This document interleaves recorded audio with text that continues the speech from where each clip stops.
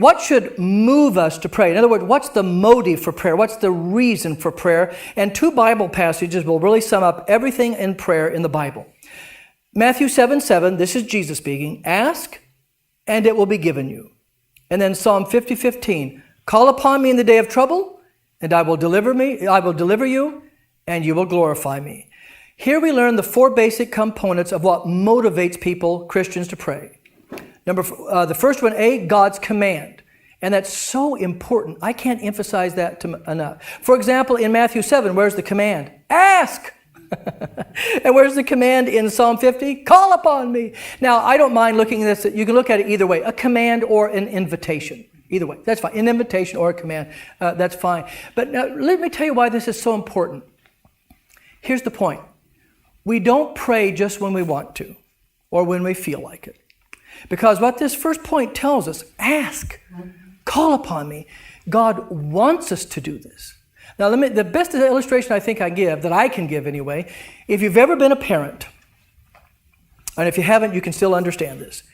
If you find out your child had a need or a trouble or something, and they didn't come to you, they didn't go to anybody, they went to somebody else, how do you feel about that? You're hurt. Why didn't you come to us? We would have helped you. Well, that's the way God is. Ask me. Call upon me. And so here's the point. Sometimes, I don't know about you, sometimes I don't feel like praying for whatever reason. Okay?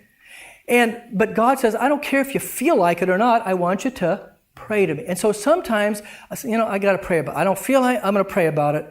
And here's my point. I force myself.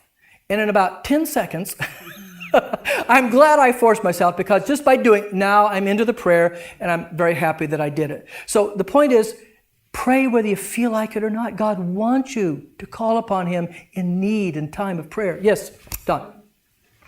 I used to think that you only pray in the morning and the evening. But nowadays it's like I'm praying all the time. Yeah, I hear you. And there's nothing wrong. We're talking about there's nothing wrong with having set times of prayer. But we just don't do that. We'll have set times, and then in between those set times, we have prayer too, which we'll talk about. Yeah. So the first one is He commands us, invites us to pray. Okay, the second one is His promise to hear. Well, where did we see that? Well, in Matthew 7, it will be given you. And in Psalm 50, He says, I will deliver you. There's the promises in both those passages, right? So the command to pray, His promise to hear us. Point C, our own need and our fellow man's need. Sometimes I feel guilty that I don't pray enough. There's so many needs in the world, aren't there? You got your needs. You have the needs of your family, the needs of your loved ones, the whole needs of the world, people that are suffering. You hear about some tragedy, some poor kid that was raped by a pedophile. How can you help not pray at that moment for that poor child? There's so many needs. We could be praying all the time, couldn't we? Need. And we see that when He says in Psalm 50, call upon me when? In the day of trouble. Whether it's your day of trouble or your family's day of trouble or somebody else's day of trouble. And then point D, our gratitude. And He says in Psalm 50, and you'll glorify me. Now, I think most of us, and there may be exceptions because I think some people have the gift of prayer. Some are better than others.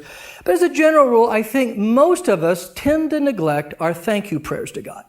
We're real good at the gimme prayers. Give me this, give me that. And I'm not against that. That's what He wants us to do.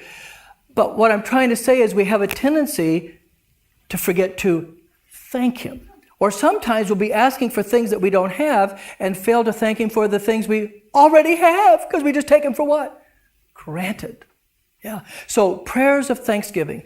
Sometimes in order to make up for my failings about giving God thanks, sometimes when I'm laying in bed at prayer, I'll say exclusively or almost exclusively as I'm laying in bed, nothing but thank you prayers. For the soft bed I'm laying in, the nice pillow, my family, the breakfast I'm going to have in the morning, whatever. Just to give thanks for all the good things that I have.